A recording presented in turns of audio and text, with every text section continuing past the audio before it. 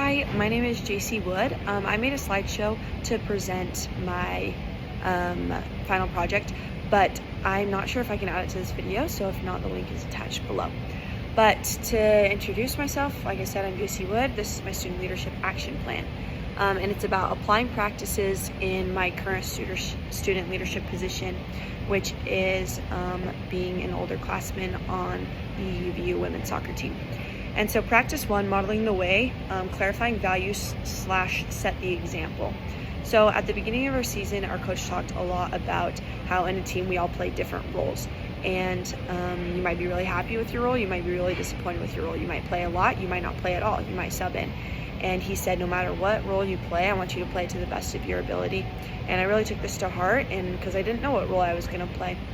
And I ended up playing the role of subbing in. So I knew I was going to play every game, but I didn't know how much I was going to play. And so I decided right then and there that no matter how much time I got, I was going to go all out and give everything that I could. And we wear these little trackers, and it bases it off of percentages. And almost every single game, my percentage was based off of how many minutes I played, was one of the highest for running. And in my end of the year meeting that I just had, my coach said that he could tell that I really played with a lot of gratitude, and I was very excited to get out on the field, and that positively impacted the team. The second one is inspire shared vision. Envision of the future / enlist others. So when the season came to an end, we were super excited to find out that we were going to play in the WAC, which is like the end of the conference tournament. And there's a lot of nerves around, and I wanted to remind everybody about that inspired vision that we had at the beginning of the season, which was to win the WAC. And so I thought about what I could do, and I decided that the best thing I could do was write everybody, all 27 members of my team, an individual letter. And so I wrote them each a letter, inspiring them to remember the vision that we all shared, and also thanking them for the contributions that they had made this season so far. Practice 3 is challenge the process, search for opportunities / experiment and take risks. So after the Charlie Kirk shooting, my team was extremely affected by this, and so was I. It was one of the hardest things that I've ever been through, honestly. And we had our hardest game 2 days after the shooting, and it was also the school that I transferred from. And so it was a really big game for me personally, and our team, and then especially after we were getting so much publicity as a university. It was just a really big game for us, and honestly I couldn't get my mind to think about anything else other than what we had just went through.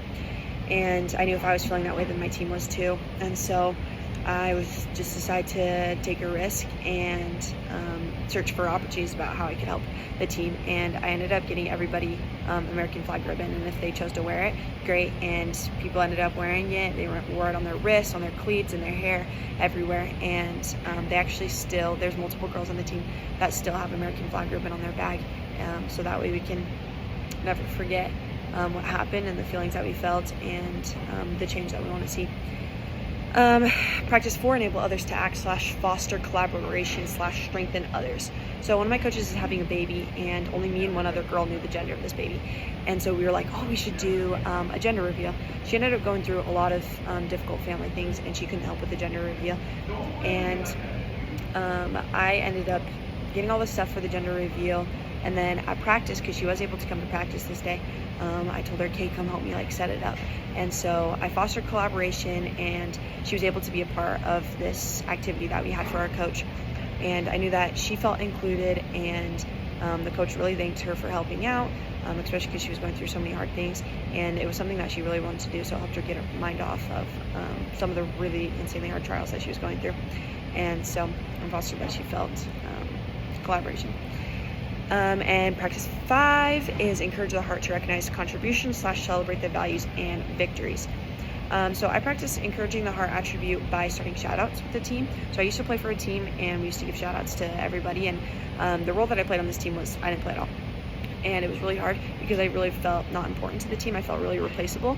And so I didn't want other people to feel like that. But when people started giving me shout outs, people would shout me out, and I just felt all of a sudden included and important. And so I don't know if other people felt this way by me giving them shout outs, but it was definitely worth a try because I know it helped me in the past, and I'm sure it helps girls in the future, or on this team when I currently did it. So in conclusion, I know it's really important to be a student leader. I know that it's really important to take actions, to encourage the heart, to model the way, to inspire a shared vision, and all the other attributes I talked to, and I'm really grateful for this semester. Thanks for watching.